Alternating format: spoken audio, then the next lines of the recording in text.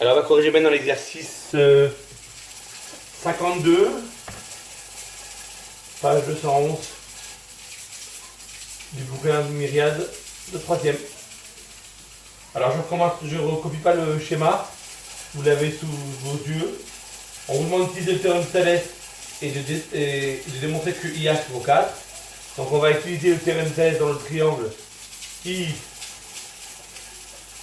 H, I, L, K. Et on va dire I, H, M et IKL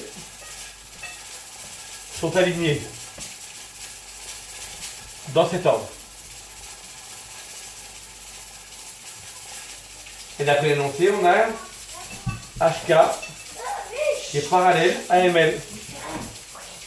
Donc, d'après le théorème de Thalès,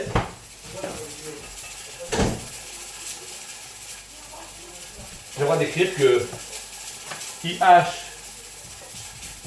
sur IM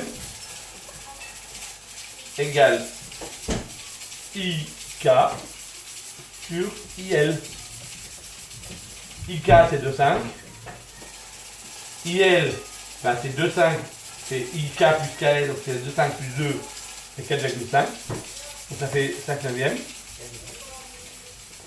Et IH, c'est ce qu'on cherche. IM, c'est 3,2 plus IH. Donc je fais mon produit en croix. 9IH égale 5 fois 3,2 plus IH. Je développe, ça me fait 16 plus 5 IH. Si je fais passer mon IH de l'autre côté, j'aurai 4 IH égale 16. Donc IH égale 4. Ça c'est pour la première question. Deuxième question. On vous demande d'utiliser le théorème de Pythagore pour calculer GI. Donc Pythagore dans GHI, rectangle en H, et je peux écrire que GI carré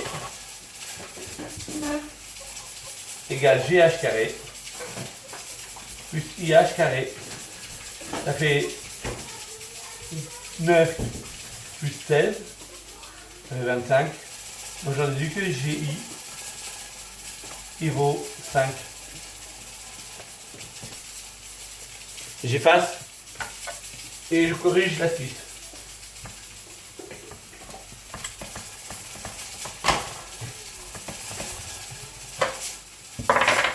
Petit 3. C'est là où il y a un petit souci à mon avis dans l'énoncé. Mais bon, on va faire comme si de rien n'était. On veut chercher la valeur de JK.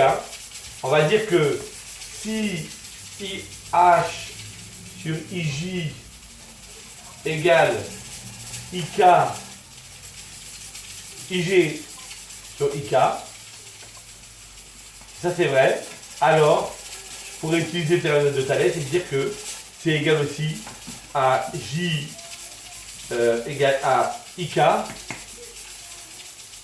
égale à GH sur JK. Alors IH on a dit que ça valait 4. Sur IJ ça vaut 2. Donc 4 sur 2 ça fait 2. Et IG sur IK ça vaut 5 sur 2. Ça vaut 5 sur 2,5. Ça vaut bien 2. Donc on a des rapports qui sont égaux. On peut en déduire d'après le théorème de Thalès que GH sur JK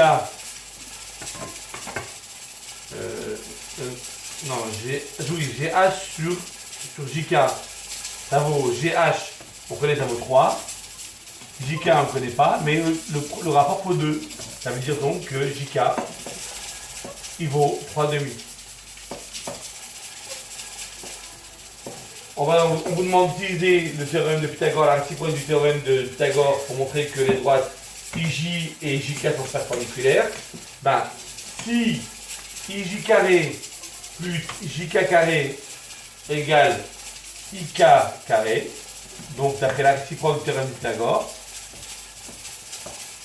ça veut dire que IJK est rectangle en J. Alors IJ, ça vaut IJ carré, ça vaut 4. JK carré, ça vaut 9K. Et IK carré, ça vaut 25K. Parce que c'est 2,5, c'est 5 demi. 5 demi au carré, ça fait 25K. Ça entraîne que 4 plus 9 quarts, ça fait 16 plus 9 quarts. Ça vaut bien 25 sur 4. Donc, c'est bien égal. Donc, c'est donc égal à IK carré. Et donc, ça veut dire que on a bien la réciproque du théorème de Pythagore. Donc, IJK est rectangle en J. Voilà. Dernière question.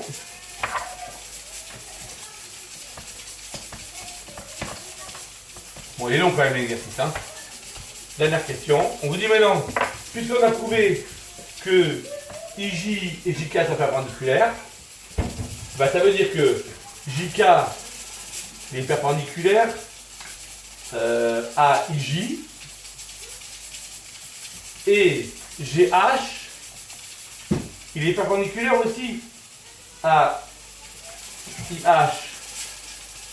Mais IH, c'est la même chose que IJ. Donc GH est perpendiculaire à IJ. Et deux droites perpendiculaires à une même droite sont parallèles entre elles. Donc GH est perpendiculaire à IJ, JK est perpendiculaire à IJ. Deux droites perpendiculaires à une même droite sont parallèles entre elles. Donc GH est parallèle à JK. Et voilà. Bonne continuation. À bientôt.